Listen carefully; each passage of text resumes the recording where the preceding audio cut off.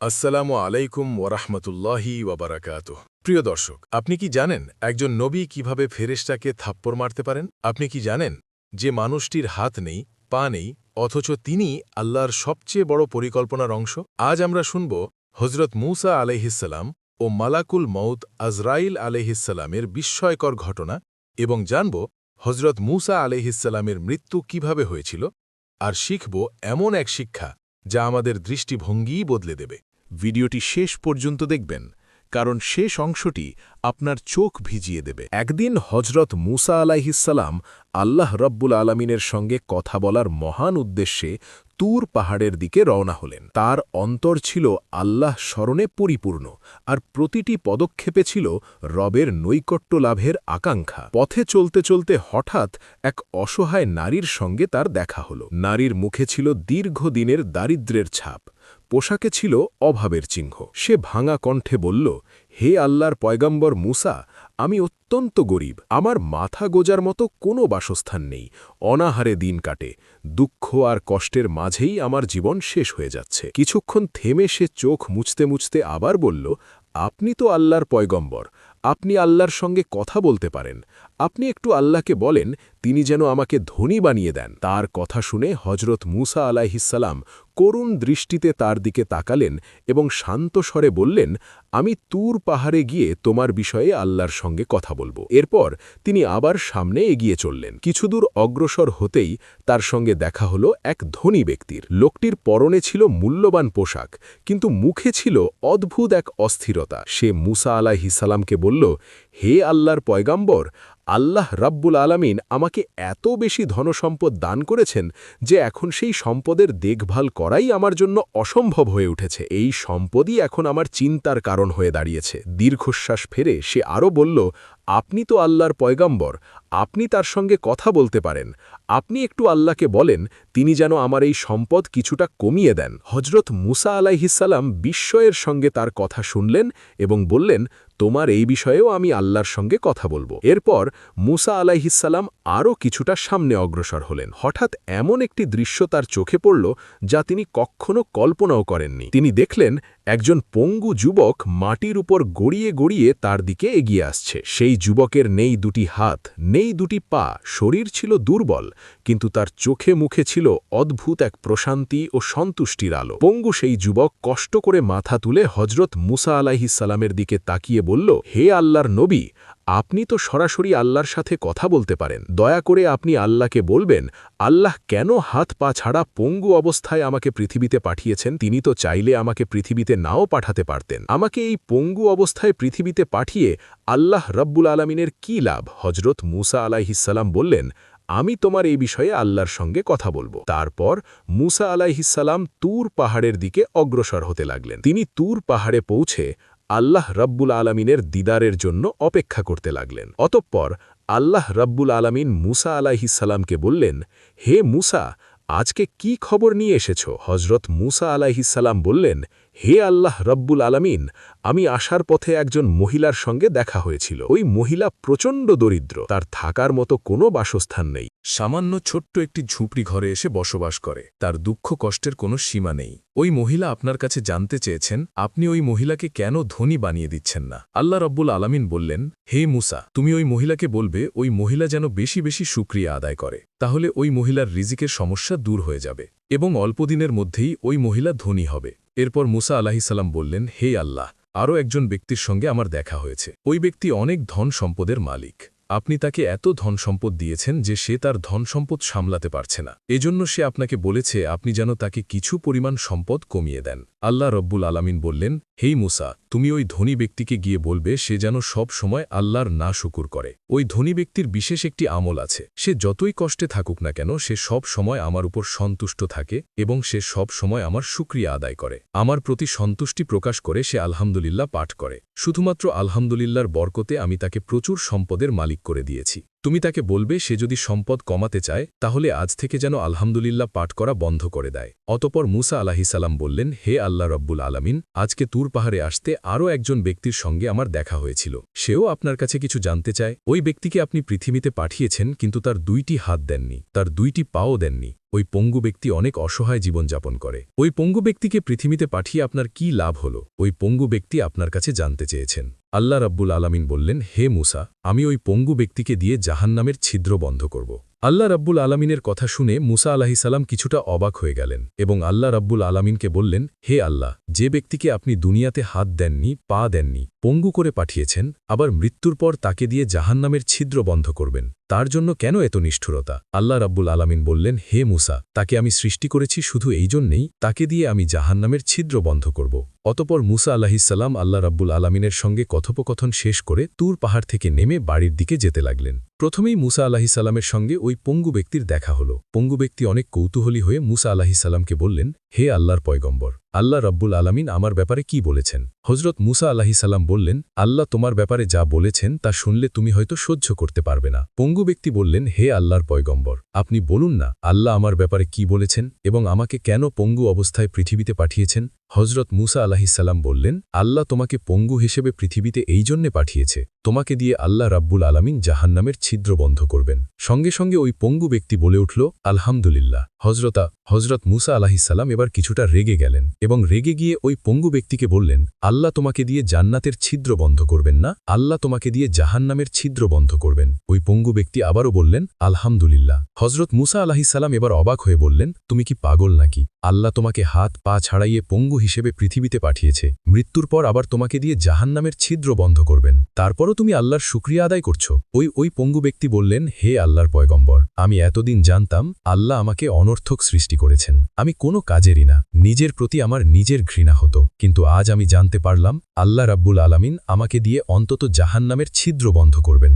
আল্লাহ রাব্বুল আলামিন তার এই বিশেষ কাজের জন্য আমাকে সৃষ্টি করেছেন, এজন্য আমি আল্লাহ রাব্বুল আলামিনের দরবারে শুকরিয়া আদায় করলাম। হজরত মুসা আলাইসাল্লাম রেগে গিয়ে বললেন, তুমি তো আস্ত একটা পাগল, তোমাকে দিয়ে আল্লাহ জাহান্নামের ছিদ্র বন্ধ করবেন, আর এই কথা শুনি তুমি আল্লাহর শুকরিয়া আদায় করলে? তোমার মতো পাগলের সাথে কথা বলার কোনো সময় আমার নেই। এই বলে মুসা আলাইসাল্লাম সামনের দিকে অগ্রসর হতে লাগলেন। হজরত মুসা আলাইসাল্লাম যখন কিছু দূর সামনে অগ্রসর হলেন, আল্লাহ রাব্বুল আলামিন ডাক দিয়ে বললেন, হে মুসা, তুমি পিছনে তাকিয়ে দেখো। মুসা নবী যখন পিছনে তাকালেন, তিনি এক অবাক এবং অলৌকিক দৃশ্য দেখলেন। তিনি দেখলেন ওই পঙ্গু ব্যক্তি একজন সুদর্শন যুবকে পরিণত হয়েছে। একটু আগেই যার হাত ছিল না, যার পা ছিল না, সে এখন পরিপূর্ণ সুস্থ মানুষে পরিণত হয়েছে। আল্লাহ রাব্বুল আলামিন আবার মুসা আলাইসাল্লামকে বললেন, হে মুসা, তুমি ভালো করে তাকিয়ে দেখো, এখন আমি তাকে হাত দান করেছি, পা দান করেছি, তাকে পরিপূর্ণ সুস্থ যুবকে পরিণত করেছি। এর একটি কারণ, সে আমার শুকরিয়া আদায় করেছে। আমার নামের শুকরিয়া আদায় করার কারণে আমি তাকে সব নিয়ামতি দিয়ে পরিপূর্ণ করেছি। অতপর মুসা নবী পুনরায় সামনের দিকে অগ্রসর হতে লাগলেন। এবার দেখা হলো ওই ধনী ব্যক্তির সঙ্গে। ধনী ব্যক্তি মুসা আলাইসাল্লামকে বললেন, হে আল্লাহর পয়গম্বর, আমার ব্যাপারে আল্লাহ রাব্বুল আলামিন কি বলেছেন? হজরত মুসা আলাইসাল্লাম বললেন, আল্লাহ রাব্বুল আলামিন আপনার ব্যাপারে বলেছেন আপনি নাকি বিশেষ একটি আমল করেন, আপনি সর্বাবস্থায় আল্লাহর শুকরিয়া আদায় করেন, এজন্য আল্লাহ রাব্বুল আলামিন আপনার ধন সম্পদ বাড়িয়ে গিয়েছেন। আজকের পর থেকে আপনি আর আল্লাহর শুকরিয়া আদায় করবেন না, সর্বাবস্থায় আপনি আল্লাহর না শুকুর করবেন, তাহলে আল্লাহ রাব্বুল আলামিন আপনার সম্পদ কমিয়ে দেবেন। ওই ধনী ব্যক্তি বললেন, হে আল্লাহর পয়গম্বর, তা কি করে সম্ভব? আমি একদিনও আল্লাহর শুকরিয়া আদায় না করে থাকতে পারবো না। আমি যেমনই থাকি না কেন, যে অবস্থায় থাকি না কেন, সর্বাবস্থায় আমি আল্লাহর শুকরিয়া আদায় করি, কখনোই আল্লাহর শুকরিয়া আদায় করা থেকে নিজেকে বিরত রাখব না। এরপর মুসা আলাইসাল্লাম ওই ধনী ব্যক্তির কাছ থেকে বিদায় নিয়ে আবার সামনের দিকে অগ্রসর হতে লাগলেন। এবার মুসা আলাইসাল্লামের সাথে দেখা হলো ওই দরিদ্র মহিলার। দরিদ্র মহিলা মুসা আলাইসাল্লামকে বললেন, হে আল্লাহর পয়গম্বর, আল্লাহ রাব্বুল আলামিন আমার ব্যাপারে কি বলেছেন? হজরত মুসা আলাইসাল্লাম বললেন, আল্লাহ তোমাকে ধনী বানিয়ে দিবেন, এজন্য তোমাকে একটি আমল নিয়মিত করতে হবে। তুমি যে অবস্থায় থাকো না কেন, আল্লাহ রাব্বুল আলামিনের শুকরিয়া আদায় করতে হবে। তুমি না খেয়ে আছো, তুমি অনেক কষ্টে আছো, তারপরেও আল্লাহ রাব্বুল আলামিনের শুকরিয়া আদায় করতে হবে। ওই দরিদ্র মহিলা রেগে গিয়ে বলল, হে আল্লাহর পয়গম্বর, আল্লাহ রাব্বুল আলামিন আমাকে অনেক কষ্টে রেখেছেন, এই কষ্টের মাঝে থেকেও আমি কি করে আল্লাহর শুকরিয়া আদায় করব? যেদিন আল্লাহ রাব্বুল আলামিন আমাকে সম্পদ দ্বারা পরিপূর্ণ করবেন, আমি সেই দিনই আল্লাহর শুকরিয়া আদায় করব। অতপর মুসা আলাইসাল্লাম ওই মহিলার কাছ থেকে বিদায় নিয়ে চলে যাচ্ছিলেন। কিছুদূর সামনে অগ্রসর হওয়ার পর আল্লাহ রাব্বুল আলামিন মুসা আলাইসাল্লামকে বললেন, হে মুসা, তুমি পিছনে তাকিয়ে দেখো। মুসা আলাইসাল্লাম পিছনে তাকিয়ে দেখলেন ওই দরিদ্র মহিলার একটি ঝুপড়ি ঘর ছিল এবং মুহূর্তের মধ্যেই একটি বাতাস এসে ওই ঝুপড়ি ঘরটিকে উড়ে নিয়ে চলে গেল। দরিদ্র মহিলা চিৎকার করে কাঁদতে লাগলেন এবং বলতে লাগলেন, আমার শেষ আশ্রয়স্থলটুকুও বাতাস উড়ে নিয়ে চলে গেল। এখন আমি কোথায় থাকব? আল্লাহ রাব্বুল আলামিন মুসা আলাইহিস সালামকে বললেন, হে মুসা, এই দরিদ্র মহিলা যদি আমার শুকরিয়া আদায় করত তাহলে বাতাস তার ঝুপড়ি ঘরটা উড়ে নিয়ে যেত। হজরত মুসা আলাইহিস সালাম যখন বার্ধক্যে পৌঁছালেন, আল্লাহ রাব্বুল আলামিন মালাকুল মত আজরাইলকে মুসা আলাইহিস সালামের নিকট পাঠিয়ে দিলেন। হজরত আজরাইল মুসা নবীর সামনে এসে বললেন, হে আল্লাহর পয়গাম্বর, আমি মালাকুল মত আজরাইল। আল্লাহ রাব্বুল আলামিন আমাকে পাঠিয়েছেন আপনার জান কবজ করার জন্য। মুসা নবী বললেন, হে আজরাইল, তুমি কোন দিক দিয়ে আমার ভিতরে ঢুকে আমার জান কবজ করবে? আজরাইল বললেন, আমি আপনার মুখ দিয়ে ভিতরে প্রবেশ করব এবং আপনার রূহ কবজ করে নিয়ে বের হয়ে যাব।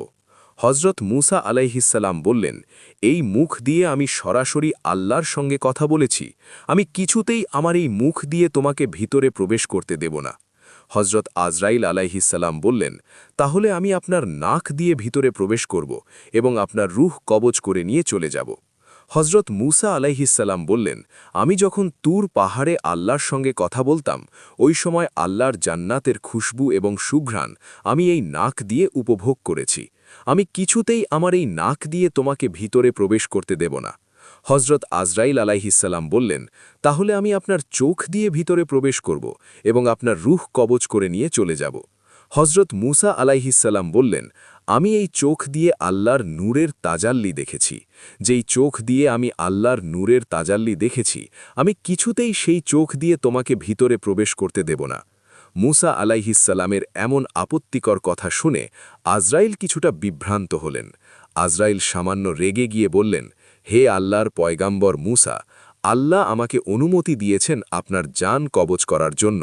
আমার যেভাবে ইচ্ছা আমি সেভাবে জান কবজ করব। আমার যেদিক দিয়ে ঢুকতে ইচ্ছা হবে আমি সেদিক দিয়ে ঢুকে আপনার জান কবজ করে নিয়ে চলে যাব। আজরাইলের এমন কথা শুনে মুসা আলাইহিসসালাম প্রচণ্ড রেগে গেলেন এবং রেগে গিয়ে আজরাইলকে অনেক জোরে একটি থাপ্পড় মারলেন। মুসা আলাইহিসসালাম আজরাইলকে এত জোরে থাপ্পড় মেরেছিলেন যে সঙ্গে সঙ্গে আজরাইলের একটি চোখ মাটিতে খুলে পড়ল। সাইয়েদেনা আজরাইল আলাইহিসসালাম আর এক মুহূর্ত দেরি করলেন না। তিনি চোখটি হাতে করে নিয়ে আল্লাহ রাব্বুল আলামিনের আরশের নিচে চলে গেলেন এবং আল্লাহ রাব্বুল আলামিনকে বললেন, হে আল্লাহ রাব্বুল আলামিন, আপনি এমন একজন ব্যক্তির রূহ কবজ করার জন্য আমাকে পাঠিয়েছেন যে ব্যক্তি প্রচণ্ড রাগী। আমি তার মুখ দিয়ে ভিতরে প্রবেশ করতে চাইলাম, সে বলল যে মুখ দিয়ে আপনার সঙ্গে কথা বলেছে, সেই মুখ দিয়ে আমাকে সে ভিতরে প্রবেশ করতে দেবে না।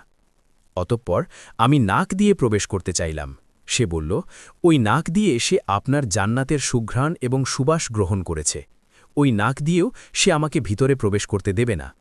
এরপর আমি তার চোখ দিয়ে ভিতরে প্রবেশ করতে চাইলাম, সে বলল, সে যে চোখ দিয়ে আপনার নূরের তাজাল্লি দেখেছি সেই চোখ দিয়ে আমাকে ভিতরে প্রবেশ করতে দেবে না।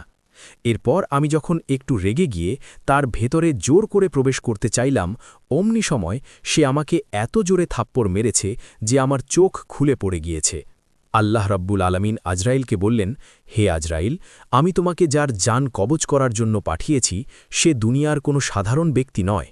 আমি অতীতে যতগুলো নবী রাসূল পৃথিবীতে পাঠিয়েছি এবং ভবিষ্যতে যতগুলো নবী রাসূল পৃথিবীতে পাঠাবো সবগুলো নবী রাসূলের চেয়ে এই মুসার রাগ অনেক বেশি। তুমি তো প্রথমেই ভুল করেছ। তুমি যখন মুসার কাছে উপস্থিত হয়েছ তুমি তো তাকে সালাম দাওনি, আর তুমি দ্বিতীয় ভুল করেছ, তুমি জোর করে তার ভিতরে প্রবেশ করতে চেয়েছ। অতঃপর আল্লাহ রাব্বুল আলামিন আজরাইলের চোখ পুনরায় ভালো করে দিলেন। এরপর বললেন, হে আজরাইল, তুমি একটু অপেক্ষা করো, আমি দেখি আমার মুসার জান কিভাবে কবজ করা যায়। অতঃপর আল্লাহ রাব্বুল আলামিন ওহির মাধ্যমে মুসা আলাইহিসসালামকে বললেন, আপনি কি পৃথিবীতে আরও বেঁচে থাকতে চান? তাহলে আপনি একটি গরুর পিঠের উপর হাত রাখুন। আপনার হাতের নিচে যতগুলো পশম থাকবে প্রত্যেকটি পশমের বিনিময়ে আপনাকে 1 বছর করে হায়াত দেব। অতঃপর মুসা আলাইহিসসালাম একটি গরুর সামনে গেলেন এবং গরুর পিঠের উপর হাত রাখলেন। আল্লাহ রাব্বুল আলামিন বললেন, হে মুসা, তোমার হাতের নিচে যতগুলো পশম রয়েছে প্রত্যেকটি পশমের বিনিময়ে আমি তোমাকে 1 বছর করে হায়াত দিলাম। হজরত মুসা আলাইহিসসালাম বললেন, হে আল্লাহ রাব্বুল আলামিন, আপনি আমাকে প্রতিটি পশমের বিনিময়ে 1 বছর করে হায়াত দিলেন, এরপর কি হবে? আল্লাহ রাব্বুল আলামিন বললেন, এরপর যখন তোমার হায়াত ফুরিয়ে যাবে তখন তোমাকে মৃত্যুবরণ করতে হবে। হজরত মুসা আলাইহিসসালাম বললেন, হে আল্লাহ, তাহলে এই হায়াতের আমার কোনো প্রয়োজন নেই। একদিন যখন আমাকে মৃত্যুবরণ করতেই হবে, তাহলে আর দেরি করে লাভ কি? এখনই মৃত্যুবরণ করা ভালো। এত কষ্ট করে পৃথিবীতে বেঁচে থাকার চাইতে আপনার দিদার লাভ করাই আমার কাছে শ্রেষ্ঠ। এই দীর্ঘ হায়াতের আমার কোনো প্রয়োজন নেই। আপনি আমার জান কবজ করে নিন, তবে আমার মৃত্যু হবার আগে আমি আপনার কাছে ছোট্ট একটি আরজি করতে চাই। আমি শেষবারের মতো আরেকবার আপনার দিদার লাভ করতে চাই। আল্লাহ রাব্বুল আলামিন বললেন, মুসা, ঠিক আছে, আগামীকাল তাহলে তুর পাহাড়ে চলে এসো। অতঃপর মুসা আলাইহিসসালাম পরের দিন তুর পাহাড়ে চলে গেলেন।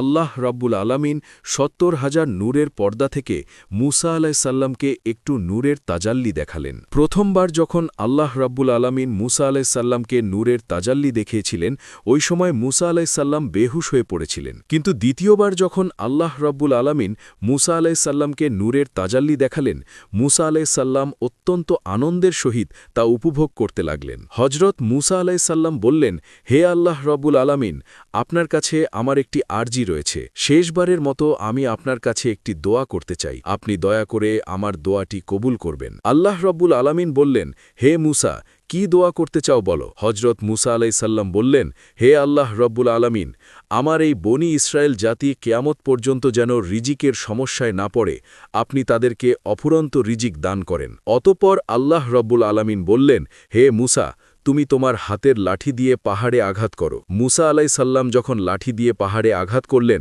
পাহাড় থেকে একটি নদী বের হয়ে আসলো। আল্লাহ রাব্বুল আলামিন বললেন, হে মুসা, এবার লাঠি দিয়ে নদীর পানিতে আঘাত করো। মুসা আলাইসাল্লাম যখন পানিতে আঘাত করলেন, মুহূর্তের মধ্যেই নদীর পানি থেকে একটি বিশাল পাথর বের হয়ে আসলো। আল্লাহ রাব্বুল আলামিন বললেন, হে মুসা, এবার লাঠি দিয়ে ওই পাথরে আঘাত করো। হজরত মুসা আলাইসাল্লাম যখন লাঠি দিয়ে পাথরে আঘাত করলেন, সেই পাথরের ভেতর থেকে একটি হরিণ বের হয়ে আসলো। মুসা আলাইসাল্লাম খেয়াল করে দেখলেন, হরিণের মুখে তাজা ঘাস দেখা যায়। আল্লাহ রাব্বুল আলামিন বললেন, হে মুসা, তুমি কি দেখেছ?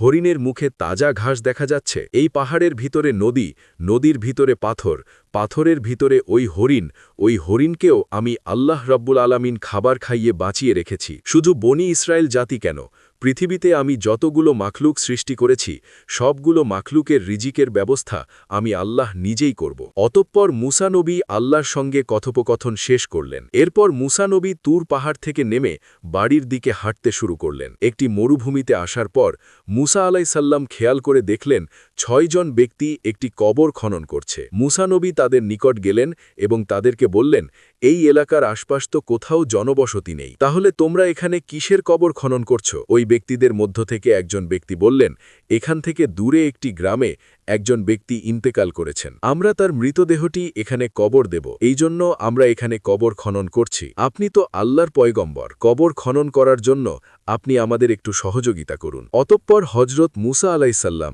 নিজের হাতে কবর খুঁড়তে লাগলেন। এক পর্যায়ে যখন কবর খননের কাজ শেষ হয়ে গেল, ওই ৬ জন ব্যক্তি মুসা আলাইসাল্লামকে বললেন, হে আল্লাহর পয়গম্বর, যে ব্যক্তি ইন্তেকাল করেছেন সেই ব্যক্তি দেখতেই কিছুটা আপনার মতো, তার দৈহিক গঠনও আপনার মতো। আপনি যদি একটু কবরে শুয়ে দেখতেন তাহলে আমরা নিশ্চিত হতে পারতাম ওই ব্যক্তির জন্য এই কবর সঠিকভাবে প্রস্তুত হয়েছে কিনা। অতঃপর হজরত মুসা আলাইসাল্লাম কবরে শুয়ে পড়লেন। মুসা নবী ওই কবরে শুয়ে অনেক আরাম এবং তৃপ্তি অনুভব করতে লাগলেন। এমন সময় আল্লাহ রাব্বুল আলামিন ফেরেশতা জিব্রাইলকে বললেন, তুমি জান্নাত থেকে একটি আপেল নিয়ে যাও এবং মুসাকে এই আপেলটি খেতে বলো। সেই সাথে আল্লাহ রাব্বুল আলামিন ফেরেশতা আজরাইলকেও বললেন, মুসা যখন আপেলে কামড় দেবার জন্য হাঁ করবে, ঠিক ওই মুহূর্তে তুমি মুসার শরীরের ভিতর প্রবেশ করবে এবং তার জান কবজ করে নিয়ে আসবে। অতপর ফেরেশতা জিব্রাইল আলাইহিসসালাম মুসা নবীকে একটি আপেল এনে দিলেন এবং বললেন, হে আল্লাহর পয়গম্বর, এতক্ষণ আপনার সঙ্গে যারা কবর খনন করেছিল তারা কেউই মানুষ নয়, তারা সকলে ছিল আল্লাহর ফেরেশতা। আল্লাহ রাব্বুল আলামিন জান্নাত থেকে এই আপেলটি আপনার জন্য পাঠিয়েছেন। এই আপেলটি খাওয়ার পর আপনার মৃত্যু হবে। অতপর মুসা নবী আনন্দের সাথে সেই আপেলটি ভক্ষণ করলেন। এই সুযোগে ফেরেশতা আজরাইল আলাইহিসসালাম মুসা আলাইহিসসালামের ভিতরে প্রবেশ করে তার রূহ কবজ করে নিয়ে চলে গেলেন। এতক্ষণ মানুষরূপী যে সকল ফেরেশতা মুসা আলাইহিসসালামের সঙ্গে কবর খনন করেছিল, মুসা আলাইহিসসালামের জান কবজ হওয়ার পর ওই সকল ফেরেশতা মুসা আলাইহিসসালামকে পুনরায় কবর থেকে উপরে উঠালেন এবং ফেরেশতাগণ মুসা আলাইহিসসালামকে গোসল করালেন, জান্নাতি কাপড় দিয়ে মুসা আলাইহিসসালামের দেহকে আবৃত করালেন।